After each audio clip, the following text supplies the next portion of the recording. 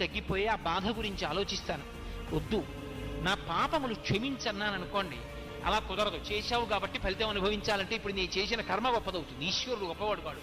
ఈశ్వరుడు ఏం చేస్తాడంటే భక్తితో జీవనం చేస్తున్న వాడి యొక్క కర్మ ఫలితాన్ని తగ్గిస్తాడు. అందుకే నమశివాభ్యాం అశుభాపహాభ్యాం అని ఆపదామపహర్తారం దాతారం సర్వసంపదాం ఈ శ్లోకాలు ఎందుకు వచ్చాయి? ఇప్పుడు నేను భక్తితో ఉన్నాను. గత జన్మలలో చేసిన పాపానికి ఫలితం ఇవ్వవలసిన సమయం ఆసన్నమైంది.